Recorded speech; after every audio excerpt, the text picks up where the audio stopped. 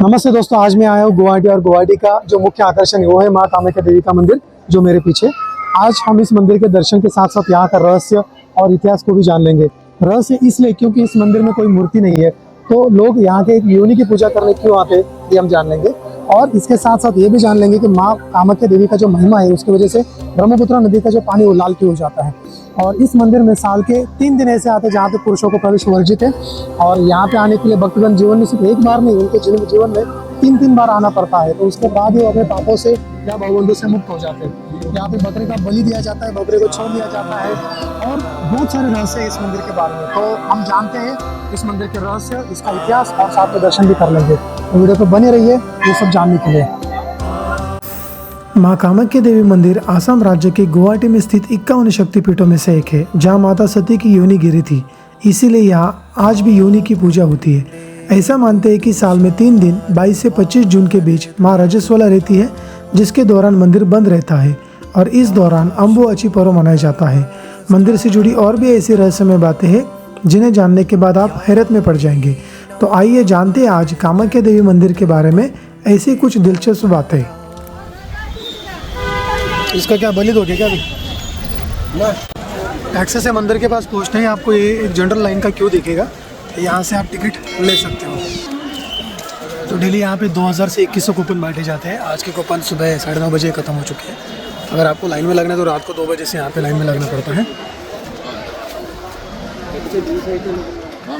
और कूपन लेने के बाद कम से कम 5 से 6 घंटा लगता है, डिपेंड ऑन क्राउड। फिर यहाँ से बाहर जाके मंदिर के मुख्य दर्शन में आपको लाइन लगानी पड़ती है।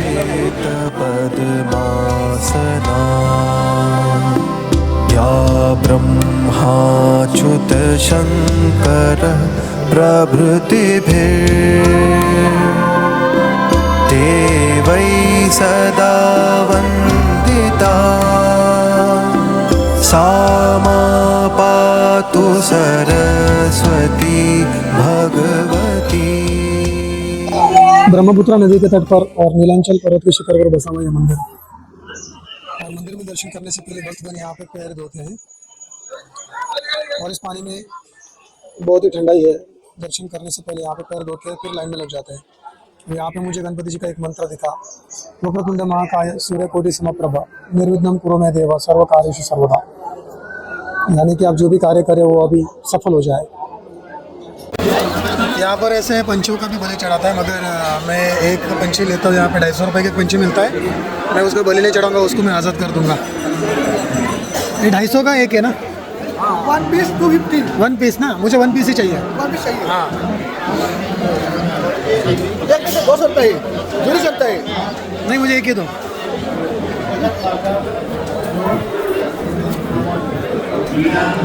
ऐसा करो, ऊपर से रहो।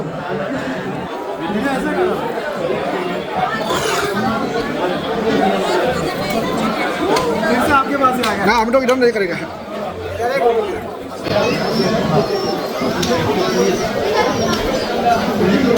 फिर से आपके इसमें आ जाते हो।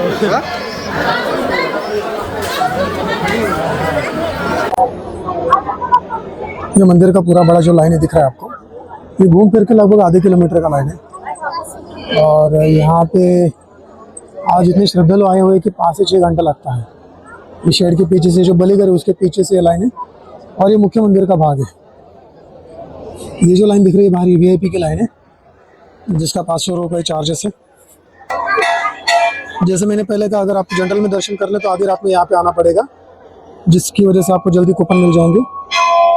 नहीं तो फिर आपको 5 से 1 रुपये देके VIP दर्शन लेने पड़ेंगे।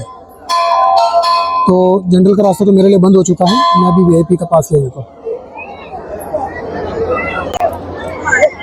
मंदिर के परिसर में जो बकरे छोड़े जाते हैं वो ऐसे छोटे छोटे रहते हैं, कुछ दिनों बाद वो ऐसे बड़े हो जाते हैं। तो यहाँ पे मैंने देखा कि पूरे परिसर में भक्तगणों के साथ साथ छोड़े हुए कबूतर और बकरे बहुत ज़्यादा है, और उसके साथ साथ उसकी मलमूत्र की जो बदबू है वो भी बहुत गंदी है।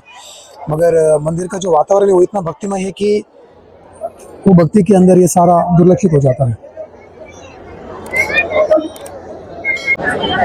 अभी मैं जाता दर्शन करने के लिए, जो जनरल का लाइन था वो सुबह बंद हो गया था, तो अभी मुझे ये VIP का जो लाइन है इसमें 500 रुपये देके दर्शन का टिकट देना पड़ेगा।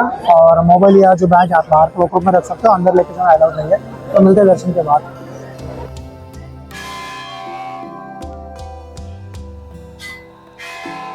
या कुन्देन्दु तुषारहार धवला या शुभ्रवस्त्रावृता या वीणावरदण्डमण्डिता। यहाँ पर एक ट्रिक है, मंदिर के गेट के सामने जो पुजारी खड़े हैं लोग इसे भी पैसा देके शॉर्टकट में दर्शन के लिए लेके जाते हैं, मगर मैं इसे गलत प्रैक्टिस मानता हूँ। क्योंकि अगर आप मंदिर में आए हो तो एक तो आप जनरल की लाइन में खड़े रह के दर्शन कीजिए या वीआईपी पास लेकर कीजिए, क्योंकि ये जो पुजारी है ये कोई अनऑथराइज पुजारी होते हैं, ये पैसा इनकी जेब में जाता है और ऐसे दर्शन का कोई मतलब नहीं होता, ये मेरा मानना है। मगर हर भक्तों की अपनी अपनी श्रद्धा है, वो अपने हिसाब से दर्शन का जुगाड़ कर लेते हैं। कामाख्या देवी का दर्शन करने के बाद यहाँ पे और एक मंदिर है, माँ तारा देवी का मंदिर, इसके भी आप दर्शन कर सकते हो।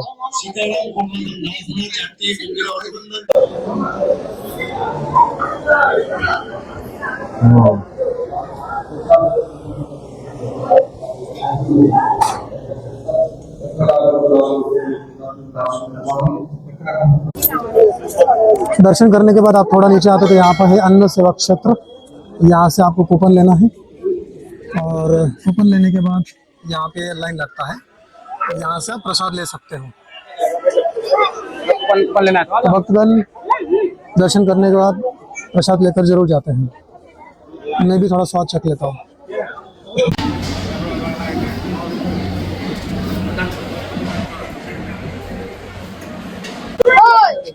प्रसाद लेने के बाद यहाँ पे बहुत सारे शॉपिंग की दुकानें हैं, यहाँ से आप माता रानी का जो दुपट्टा होता है वो लेके जा सकते हो, छोटी छोटी जो चीज़ें हैं प्रसाद है वो लेके जा सकते हो।